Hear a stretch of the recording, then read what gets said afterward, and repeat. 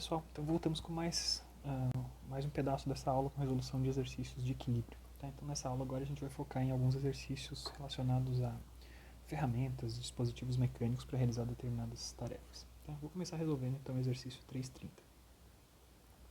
O exercício 330 nos mostra um martelo. Tá? Vou tentar desenhar aqui minimamente reconhecível como um martelo, que está sendo utilizado para retirar um prego. Só que no lugar de a gente utilizar o martelo simplesmente do jeito que ele geralmente é, contra a própria superfície onde o prego está fixo, né, a gente está colocando um pequeno bloquinho de madeira abaixo do martelo. Então tem um pequeno bloquinho de madeira aqui. Isso é uma forma de facilitar bastante a tarefa de remoção do prego. E o prego está nessa superfície de baixo. Tá bom? Então existe um ângulo entre o eixo principal do martelo e a vertical de 20 graus. Deixa eu desenhar aqui de novo, tem 20 graus entre esses eixos, tá? E eu estou aplicando no cabo do martelo uma força, né, perpendicular a eixo principal do martelo. Estou aplicando uma força de 200 newtons. A distância entre o ponto de aplicação e o ponto de apoio A é de 200 milímetros. A altura desse bloquinho é de 45 milímetros. E a distância entre o bloquinho e a parede e o centro do prego é de 50 milímetros. Então, se eu estou aplicando essa força de 200 newtons, o que está sendo perguntado para a gente é quanto que vale, nessas condições aqui, quanto que vale a força atrativa, então a tração do parafuso. Então, essa força de 200 newtons gera quanta força nesse parafuso? Tá? Ele chama de força atrativa T, eu vou chamar de RP aqui para a gente não confundir. E além disso, ele está querendo que a gente descubra quanto é que vale as forças que agem em RA, a força no apoio RA, considerando que não haja deslizamento naquele ponto A. Tá? Então existe rugosidade suficiente para que aquele ponto fique fixo, né? Não vai haver deslizamento daquele ponto da cabeça do martelo. Tá? Então o que a gente tem que pensar, basicamente, é fazer um problema de equilíbrio, como sempre, né? Como tudo nesse capítulo. E o que a gente vai fazer agora, né, vai deixar bem claro qual que é o diagrama de corpo livre associado. Claramente, como a gente está interessado tanto nas forças que agem sobre o prego quanto as forças do ponto de apoio entre o martelo, a nossa estrutura de interesse é o martelo. Tá? Então, a estrutura de interesse tem mais ou menos esse formato aqui.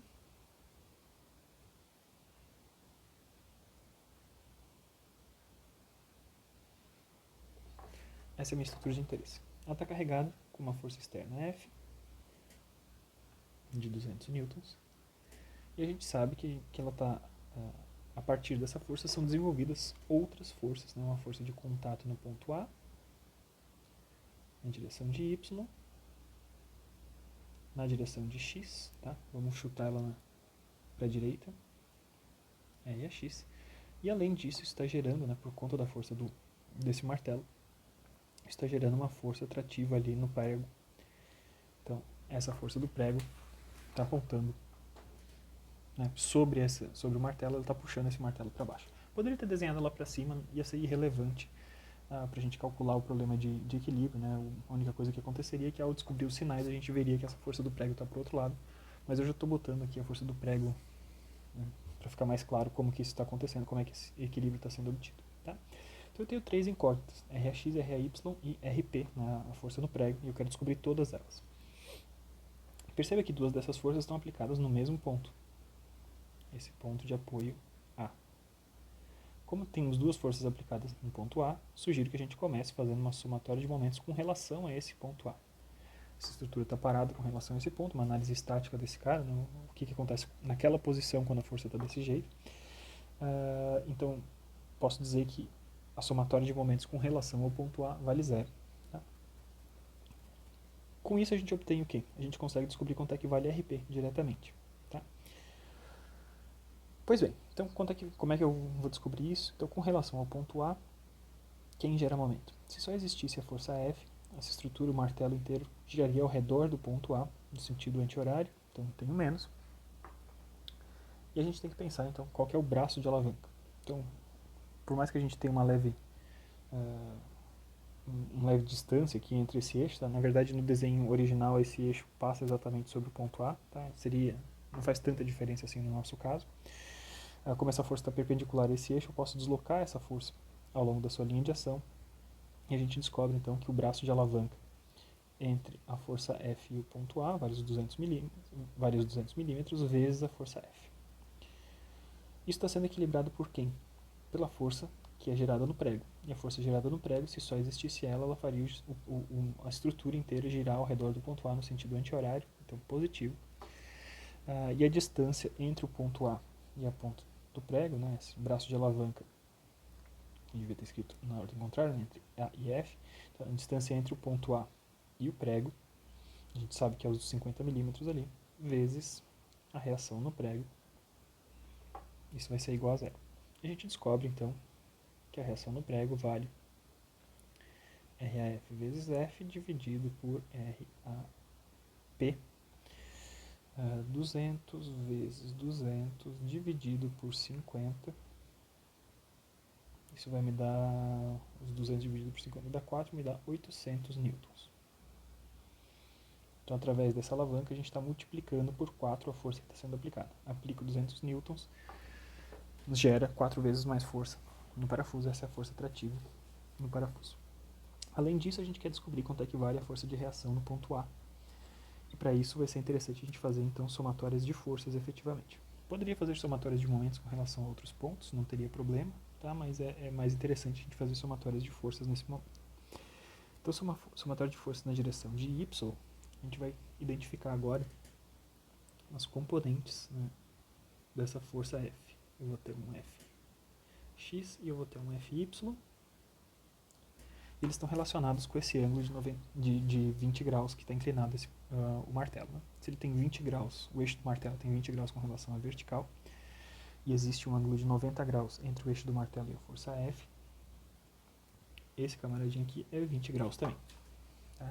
O ângulo entre F e Fx vale os mesmos 20 graus que entre o eixo principal do martelo e a vertical. Tá? Então, com isso a gente descobre, vamos deixar aqui em cima já marcado, né? Que Fx vai ser F cosseno de 20 e Fy vai ser F seno de 20. Tá? Então, quem que age na direção vertical? Quem que são as forças que agem em Y? A gente vai ter a parcela de Y da força F, então Fy, Rp e Ray. Tá? Fy está apontando para cima, Rp está apontando para baixo e o Ray apontando para cima. Tudo isso somado tem que dar zero. Quem que a gente não conhece agora é o Ray. Então vamos deixar o Ray sozinho do lado de cá. Passamos o resto para o outro lado. E a gente descobre então que eu tenho 800 menos 200 vezes seno de 20 e o Ray vale, deixa eu abrir minha calculadora que fechou aqui sem querer. Então eu tenho 20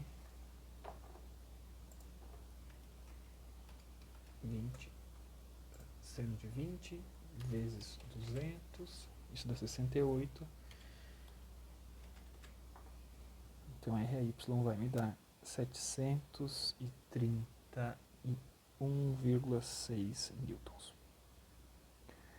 Tinha chutado ele para cima, fiz as contas, deu para cima mesmo, então a direção que eu tinha chutado inicialmente estava correta. Se tivesse dado sinal negativo, a única coisa que estaria apontando para o lado oposto. Né? Se acostumem com isso, o sinal simplesmente ele reflete o sentido segundo a linha que você já definiu.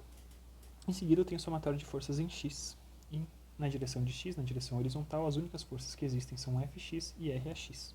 As duas, do jeito que estão desenhadas, estão apontando para a direita. Somadas tem que dar zero e eu descubro então que Rax vai me dar menos Fx, ou seja, menos 200 vezes cosseno de 20 graus, Rx, então, cosseno de 20 vezes 200. Isso dá 187, né, negativo, menos 187,9 newtons. Então a gente descobriu quais são as forças que agem no pino em A, no apoio em A, a partir dessa força aplicada ali. Tá? Então observe, deu sinal negativo, é sinal que eu tinha desenhado essa força Rx apontando para a direita e na verdade ela está apontando para a esquerda, efetivamente. Beleza? Um exemplo, probleminha relativamente simples para a gente resolver, então bem tranquilo para a gente esquentar as turbinas pensando nos problemas de ferramentas e coisas afins. Tá? Em seguida a gente vai resolver o 334. O problema 334 ele mostra um dispositivo que tem a seguinte cara. Eu tenho um rolete aqui na parte de baixo. Isso se liga a uma estrutura que tem a seguinte cara aqui. Tem uma barrinha inclinada assim, mais ou menos. Lá na ponta eu vou ter uma força P aplicada. E essa estrutura, então, ela está apoiada contra uma superfície plana, que é um rolete, né? Tem uma rodinha ali. Essa superfície plana tá servindo de apoio para essa estrutura. Ponto A, ponto B. E cada um desses pontinhos, dessas rodinhas, está ligado num cabo que está puxando uma corrente. Tá? Então eu tenho tipo um gancho aqui. E aqui tem uma corrente.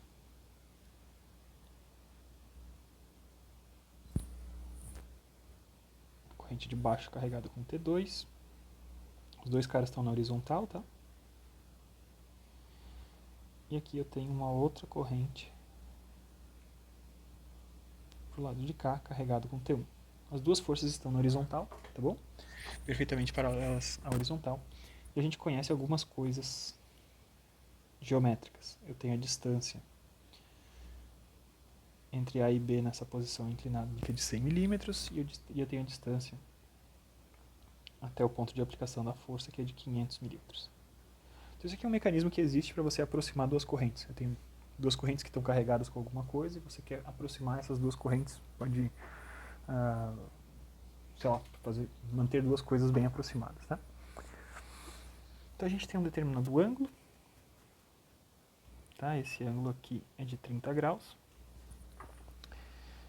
E a gente tem as seguintes informações. A gente conhece que T1 vale 2 kN, então 2.000 newtons na corrente 1 ali. E a gente quer saber, então, se o ângulo é de 30 graus e a força que carrega T1 é de 2 kN, aqui a gente quer descobrir quanto que vale P e quanto que vale T2. Tá bom? A gente vai admitir, então, que no ponto A a gente tem uma superfície 100% lisa, né? Então a única coisa que age no ponto A é como se fosse perfeitamente a condição de um rolete, né? A única força que aparece aqui no ponto A está na direção vertical. Tá bom? Então, meu diagrama de corpo livre, né? Posso isolar ele, eu estou claramente interessado na barrinha inclinada. Então, essa barrinha inclinada ali tem essas forças aplicadas. Força de T2, força de T1, força em P, reação RAY, e esse é o meu diagrama de corpo livre completo. A gente está desprezando a massa dessa própria barrinha, ela é muito inferior às forças todas que estão sendo aplicadas, tá bom? Então como é que eu posso fazer para descobrir essas duas coisas, né? A gente tem duas incógnitas para resolver aí. Na verdade a gente também não conhece quanto é que vale RAY, né?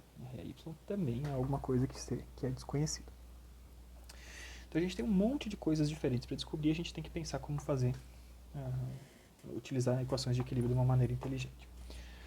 Vamos observar o que acontece se eu faço uma somatória de momentos com relação a esse ponto A, onde a gente está aplicado.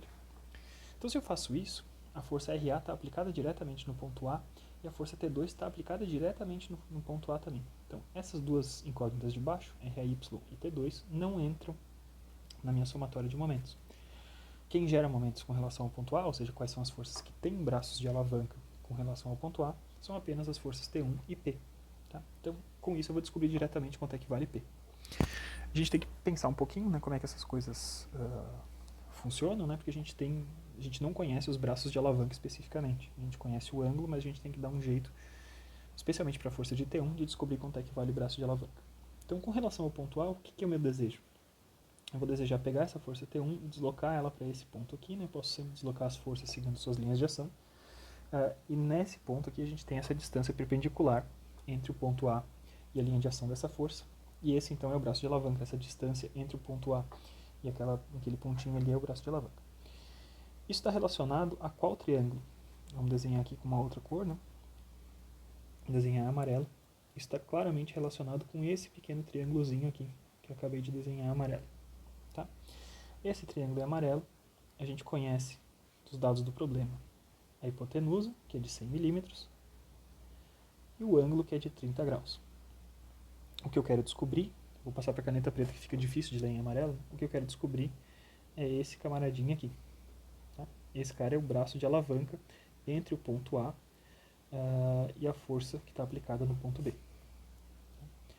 Então, RAB é o cateto oposto ao ângulo de 30 graus, então vai ser a hipotenusa 100 vezes seno de 30 graus.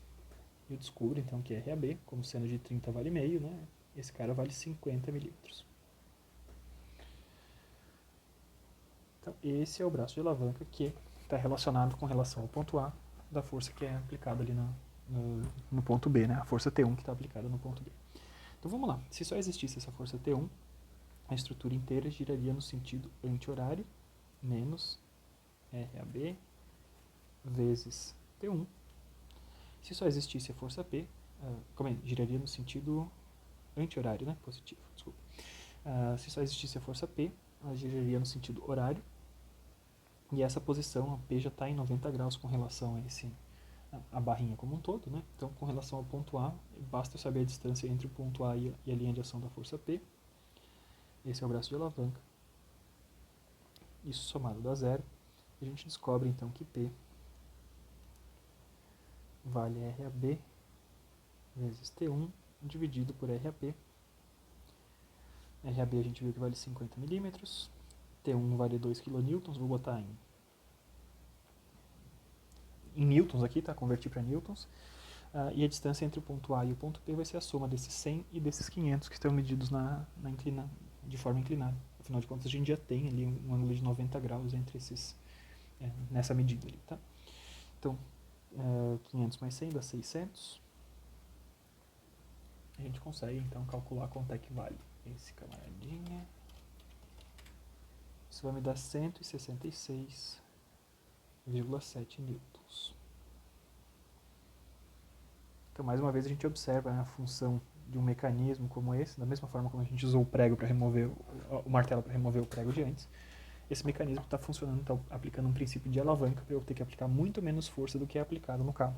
Eu gero 2 kN de força de tração no cabo, aplicando apenas uma força de 166,7 newtons. Tá? Então, uma das coisas eu já descobri, quanto é que vale P já está descoberto. Preciso descobrir quanto é que vale T2. Tá? Para descobrir quanto é que vale T2, eu tenho diversas opções diferentes. Eu vou propor para vocês da gente fazer uma somatória de forças em X igual a zero. Olhando lá para o nosso diagrama de corpo livre, né, o que eu preciso agora é descobrir então quanto é que vale a componente Px. Depois eu vou querer saber quanto é que vale a componente Py. Tá? Mas com essas duas forças aqui, a gente consegue descobrir, fazer essa somatória de forças em X. Como a superfície é lisa, no ponto A de apoio ali não aparece nada na direção de X. Então, quem age na direção de X, para a esquerda eu tenho a força de T1, para a direita eu tenho a força de T2, e para a direita, de novo, eu tenho a força de Px. Essas são as únicas forças que agem na direção de X. Então vamos pensar de novo, eu tenho os 30 graus que estão entre esse eixo dessa barra inclinada e a horizontal. Na hora que eu faço a projeção desses caras, os 30 graus vão aparecer para o lado de cá de novo. Tá? Então eu sei que Px vai ser igual a P cosseno de 30 graus. Então eu quero descobrir quanto é que vale T2, né? T1 eu já sei quanto é que vale, vamos deixar o T2 do lado de cá, então ele vai valer então T1 menos Px, ou seja, 2.000 newtons, menos 166,7 vezes cosseno de 30 graus. Então tenho isso, 166,7 vezes cosseno de 30, isso vai me dar 144,33, descontados dos 2.000. Isso me dá 1855,7 newtons.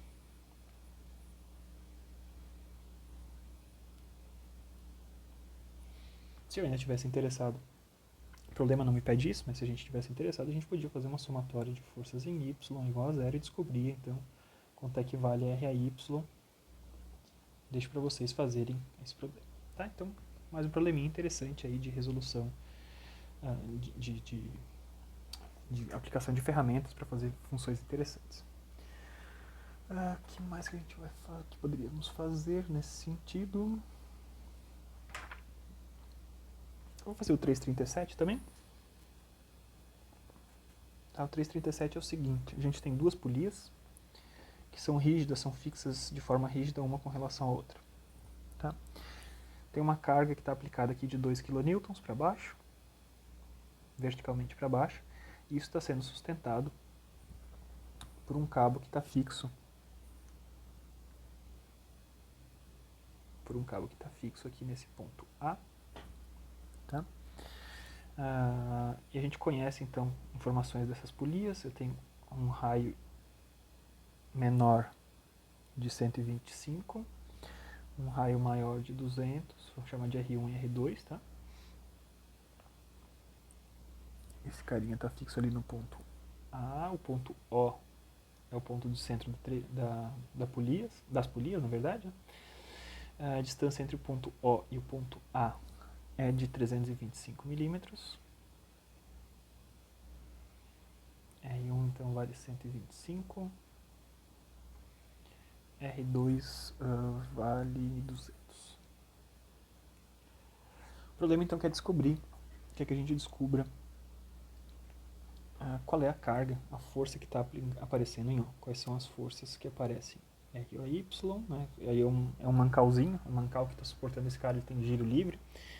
Eu quero saber então quais são as forças que aparecem na direção de X e de Y naquele mancal. Quero saber as reações de apoio desse problema. E esse problema então ele está parado, né?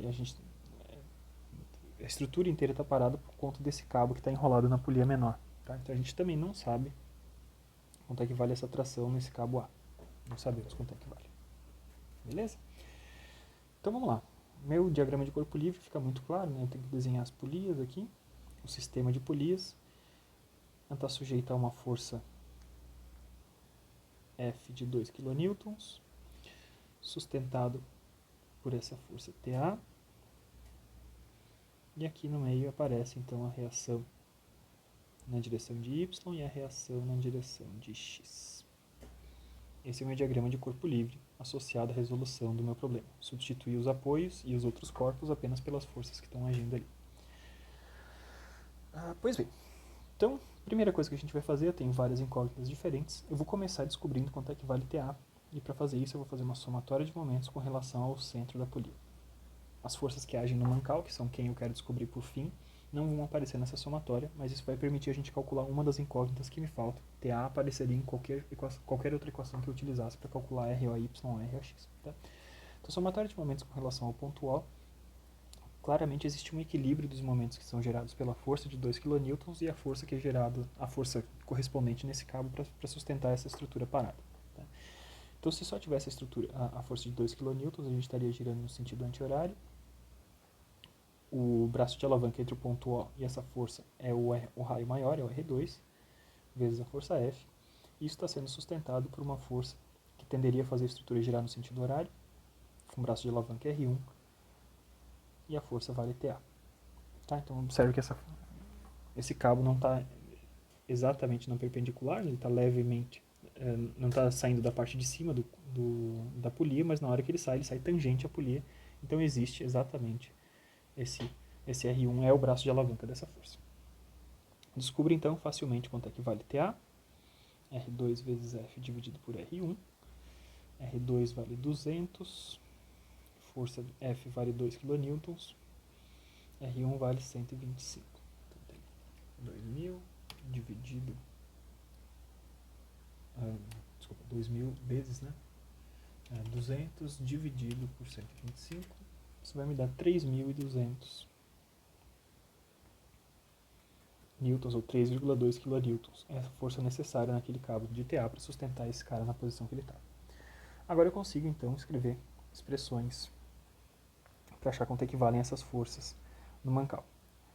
Vamos começar a somatória de forças em x igual a zero. Por que eu faço forças em x? Tanto faz, eu poderia fazer forças em x ou forças em y. O importante é a gente separar os efeitos, né? Então a gente vai precisar achar o t de ax e o t de ay correspondentes, né? As componentes correspondentes. Então observe que um cabo, como ele sempre age, só realiza forças de tração segundo a sua linha de orientação, né? Eu tenho uma semelhança entre triângulos. Eu tenho o triângulo geométrico do cabo, que tem essa altura de R1 aqui, e a parte de baixo, que é a distância entre o ponto O e o ponto A de 325. Esse triângulo ele vai ser semelhante ao triângulo de forças, onde a gente tem TA na hipotenusa, a gente vai ter T de AY na menor aresta e T de AX na maior aresta. Tá? Então eu sei quanto é que vale R1, né? R1 vale 125 milímetros. Então eu tenho essas relações entre esses caras. Tá? Tem diversas formas de fazer, eu vou propor que a gente ache um ângulo. Vamos achar esse ângulo, por exemplo. Né? Então, esse ângulo alfa ali, ele vai ser a tangente a menos 1 de 125 dividido por 325. Tá, então eu tenho 125 dividido por 325. E a gente vai achar a tangente inversa disso e a gente descobre então que alfa vale 21 graus, tá? 21,03 graus. Então esse ângulo alfa, como o triângulo é semelhante, ele também vai estar morando ali. Com isso a gente consegue descobrir facilmente quanto é que vale t de ax, que vai ser TA vezes cosseno de 21, e t de AY, que vale TA vezes seno de 21 graus. Tá bom? Então, somatório de forças em x. Quem age na direção de x? Eu tenho ROX apontando para a direita e eu tenho T de AX apontando para a direita também e não tenho mais ninguém na direção de x. Então, eu descubro que ROX vai ser igual a menos T de AX, que vai ser menos T de A vezes cosseno de 21 graus. A gente descobre, então, cosseno disso vezes T de A, que é 3.200. Então, eu tenho menos 2.986,7 newtons.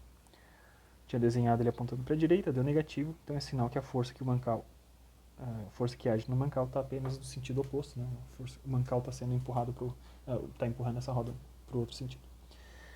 E por fim, então, somatória de forças em y igual a zero.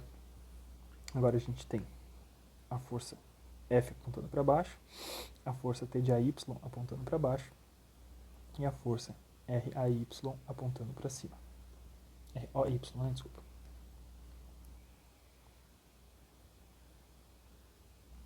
Apontando para cima. Né? Basta vocês olharem para o nosso diagrama de corpo livre, vocês verão que essas são as únicas forças que agem na direção de Y. Então, eu tenho R de AY, vai ser F mais T de AY. Então, eu tenho 2.000 newtons mais 3.200 vezes seno de 21 graus. Eu tenho 21 seno vezes 3.200 mais 2.000. Isso vai dar 3.146,8 newtons aproximadamente. Tinha chutado ele para cima, fiz as contas, deu sinal positivo, então ele está para cima mesmo. Então com isso a gente decifrou quanto é que vale a força que está aplicando no mancal, que está agindo sobre o mancal. Indo adiante, para a gente encerrar essa parte mais de aplicações mais mecânicas, né? Vocês têm vários outros exercícios, eu recomendo que vocês mesmos escolham os exercícios de vocês para irem treinando antes da gente ter uma lista de exercícios para vocês resolverem, né? Com isso vocês já vão vendo quais são as dificuldades que vocês têm. Eu gostaria que a gente resolvesse ainda o problema 350. Então o problema 350 é o seguinte, eu tenho uma viga, eu tenho uma coluna, desculpa, tá? Que está conectada a uma viga, que está soldado, ele tem um pininho soldado ali no ponto A. Tá? Então eu tenho o chão aqui, vamos desenhar o chão para não rodar no psicotécnico, né? Centro de massa dessa viga está aqui, G. Em seguida a gente tem um camaradinha que está parado aqui na viga. E ele está com os braços dele puxando um cabo que passa por uma polia e é amarrada na própria viga de novo. Tá? Então eu tenho esse camaradinho que está fazendo essa força, ele está puxando esse cabo ali para cima. Temos informações geométricas, tá? Tenho 1.200 milímetros entre esses camaradas aqui, 1,20 m. Entre G e a posição onde o camarada está parado eu tenho 600 milímetros. E entre essa posição ali do cabo e essa segunda posição do cabo, então essa distânciazinha que está ali no meio, né, esse cara aqui vale 300 milímetros. Tá bom? Então a viga, a massa da viga é de 200 kg. A massa do homem é de 80 kg. E ele puxa essa cordinha, né? Ele exerce uma força nesse cabo. Está puxando para cima esse cabo com 300 newtons.